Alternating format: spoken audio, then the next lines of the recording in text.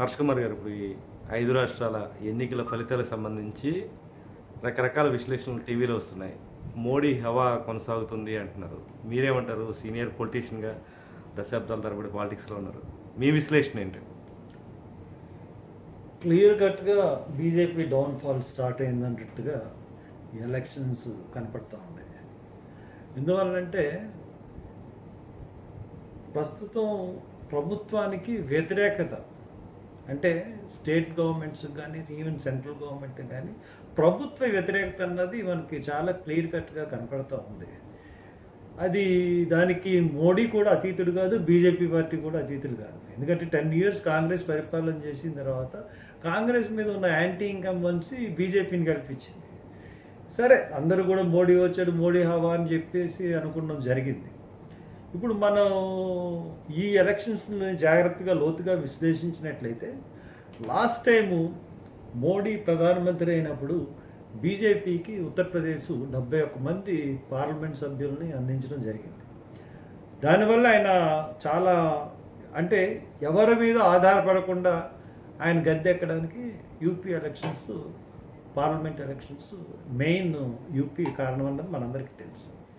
అంటే ఈ రోజున ఎలక్షన్స్ జరిగిన పరిస్థితి మనం చూసుకుంటుంటే, గవర్నమెంట్ ఇప్పుడు ములాయం సింగ్ కొడుకు గవర్నమెంట్, అఖిలేష్ యాదవ్ గవర్నమెంట్ ఉంది, అంతకుముందు బీఎస్పీ గవర్నమెంట్ ఉంది. వీళ్ళిద్దరి మీద కూడా ప్రజల్లో వ్యతిరేకత అన్నది మనకి క్లియర్గా కనపడింది పార్లమెంట్ ఎలక్షన్స్లో. ఈ పార్లమెంట్ ఎలక్షన్స్లో 71 సీట్లు నెగ్గి ఈ అసెంబ్లీ ఎలక్షన్స్కి వచ్చేటప్పటికి బీజేపీ నెగ్గుతుందన్నది అందరూ చెప్పే విషయం. కానీ పార్లమెంట్లో 71 సీట్లు నెగ్గిందంటే దాన్ని ఆధారంగా మనం చూసుకున్నట్లయితే ఈ రోజున బీజేపీ పార్టీ 350 సీట్లు నెగ్గాలి. ఎందుకంటే ఒక పార్లమెంట్కి 5 సీట్లు అక్కడ ఉండే పరిస్థితి, అంటే 350 నెగ్గాలి. కానీ 310 మొత్తం మీద సరే, ఎంత అయిందంటే డిమానిటైజేషన్ ఎఫెక్ట్ లేదు, యాంటీ ఇన్కంబెన్సీ లేదు. అంటే ఖచ్చితంగా యూపీలో యాంటీ ఇన్కంబెన్సీ, సెంట్రల్ గవర్నమెంట్ మీద యాంటీ ఇన్కంబెన్సీ ఉంది. అట్లాగే మోడీకి క్లియర్ కట్గా మొన్న ఇచ్చిన రిజల్ట్ అన్నది మొన్న ఈ అసెంబ్లీ ఎలక్షన్స్లో యూపీ ఇవ్వలేదు. ఎందువల్లంటే 71 అయితే 350 నెగ్గాలి. కాబట్టి ఇప్పుడు ప్రతిపక్షాల పాత్ర అదే ఆ విధంగానే పరిమితమైంది. 9 సీట్లకి వాళ్ళు ఈ రోజున ఒక 50-60 సీట్లు నెగ్గారంటే కొంచెం ప్రతిపక్షాలు పెరిగినట్టుగానే నాకు చూసుకోవాలి యూపీ పార్లమెంట్ ఎలక్షన్స్కి వచ్చినప్పుడు. వేరేజ్ పంజాబ్ నెక్స్ట్ పెద్దది పంజాబ్లో 13 సీట్లు ఉంటే లాస్ట్ ఎలక్షన్స్లో 6 బీజేపీ నెగ్గింది. అంటే ఇంచుమించు సమానంగా మన పార్లమెంట్లో నెగ్గింది.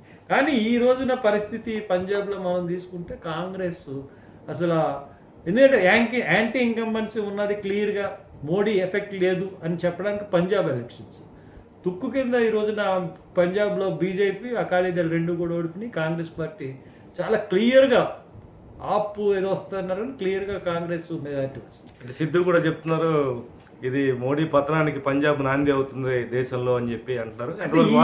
ఈ ఎలక్షన్స్, నేను పంజాబ్ గురించి చెప్పట్లేదు, ఈ మొత్తం ఎలక్షన్స్ ఎపిసోడ్, ఈ ఉప ఎన్నికల ప్రభావం అన్నది బీజేపీకి డౌన్ఫాల్ స్టార్ట్ అయిందని నేను చెప్తా ఉన్నాను చాలా క్లియర్గా. వేరేస్ గోవా మనం చూసుకున్నట్లయితే, గోవాలో ఇంతకుముందు వాళ్ళు గవర్నమెంట్లో ఉన్నారు, తర్వాత 2 సీట్లు కూడా వాళ్ళే నెగ్గారు. కానీ ఈ రోజున గోవా కూడా కాంగ్రెస్ హస్తగతమైంది.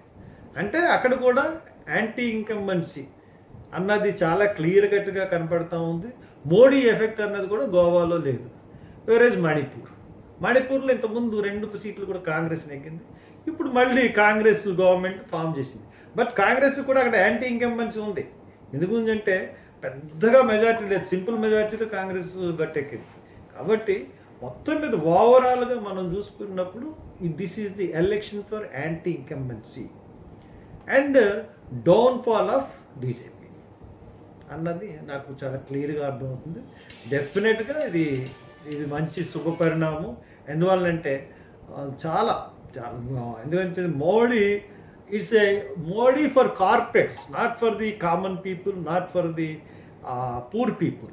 ఈ మోడీ ఫర్ కార్పొరేట్ పీపుల్. ఎందువల్లంటే ఈ రోజున మొట్టమొదటిసారి ప్రైమ్ మినిస్టర్గా అతను విదేశాలకు వెళ్ళినప్పుడు కార్పొరేట్ సంస్థల అధిపతులను తీసుకెళ్ళడం కానించి కాడి నుంచి ఎక్కడ చూసినా కానీ కార్పొరేట్లకి అతను చేస్తున్నాడు. డిమానిటైజేషన్ కూడా పేద ప్రజలది కాదు, ఇది పేద ప్రజల్ని హింసించే చర్యగా ప్రజలు వండిస్తున్నారు.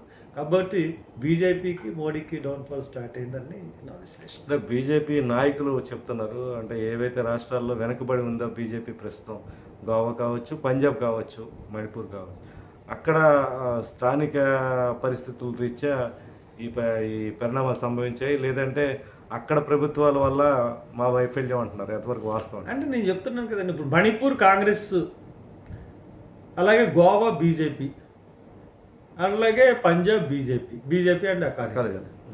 ఇప్పుడు మన ఉత్తరాఖండ్ బీజేపీ. ఈ బీజేపీ మొన్న పార్లమెంట్లో ఎలక్షన్స్లో నెగ్గారు బీజేపీ. ఇదంతా కూడా మోడీ హవా, బీజేపీ అంటే anti incumbency of the Congress party, not the greatness of Modi or anything. ఖచ్చితంగా నేను చెప్పగలను, యాంటీ ఇన్కంబెన్సీ ఆఫ్ కాంగ్రెస్ మొత్తం కొట్టింది. ఈ రోజున అదే యాంటీ ఇన్కంబెన్సీ దానికి మోడీ, ఎందుకంటే ఇందిరాగాంధీతో కంపేర్ చేసేస్తున్నారు చాలామంది టీవీలో విశ్లేషకులు. ఓన్లీ 2 రాష్ట్రాల్లోనే వాళ్ళు 3 రాష్ట్రాలు ఓడిపోయింది. అసేతు హిమాచలం అన్నట్టు మాట్లాడుతున్నారు, అంతేం లేదు. ఎక్కడైతే పార్లమెంట్లో వాళ్ళు నెగ్గారో అదే సేమ్ థింగ్ నడిచింది, కానీ అంతకు మించింది ఏం లేదన్నది నా అభిప్రాయం. అంటే ఈ పరిణామాలు రేపు రాబోయే 2019 ఎన్నికల్లో ఎలా ఉండే అవకాశం ఉందని హర్ష? ఇప్పుడు డౌన్ఫాల్ స్టార్ట్ అయింది 3 yearsకి. ఈ 2 yearsలో ఎందువల్లంటే చాలా చిరాకమైనటువంటి పనులు చేస్తున్న పరిస్థితి. ఖచ్చితంగా ప్రజలకి వ్యతిరేకమైన పరిపాలన అన్నది, పేద ప్రజలకి, మధ్యతరగతి ప్రజలకి వ్యతిరేకమైన పరిపాలన జరుగుతూ ఉంది దేశంలో. కాబట్టి ఈ డౌన్ఫాల్ ఇంకా తీవ్రం అవుతుంది. డెఫినెట్గా బీజేపీ స్టెప్ డౌన్ అయ్యే పరిస్థితి కనబడుతుంది. అంటే నోట్ల రద్దు ప్రభావం ఏమీ కనిపించలేదంటారా? నోట్ల రద్దు అంటే చాలా చోట్ల వ్యతిరేకత వచ్చింది దేశవ్యాప్తంగా, మోడీ మీద పెద్ద ఎత్తున. అంటే నోట్ల రద్దు అన్నది తాజాగా ఇప్పుడు బ్యాంకుల్లో జీరో బ్యాలెన్స్ సంబంధించి కూడా పెద్ద ఎత్తున రెవల్యూషన్ వస్తుంది. అంటే ఇవన్నీ కూడా మొన్న ఎలక్షన్స్, ఇప్పుడు ఉప ఎన్నికలు జరిగినప్పుడు పంజాబ్లో కానీ లేకపోతే ఉత్తరప్రదేశ్లో కానీ ఇవన్నిటిలో కూడా బీజేపీ అవా కొంచెం తగ్గిందనడానికి ఖచ్చితంగా ఈ బీజేపీ చేసే చర్యలన్నీ కూడా కలిపి నోట్ల ఎఫెక్ట్ కూడా ఒక కారణం. కాబట్టి నోట్ల ఎఫెక్ట్ లేదని అనుకోవడానికి లేదు. ఈ తగ్గడానికి అన్నిటితో పాటు నోట్ల డిమానిటైజేషన్ కూడా కారణంగానే మనం భావించవచ్చు. Thank you.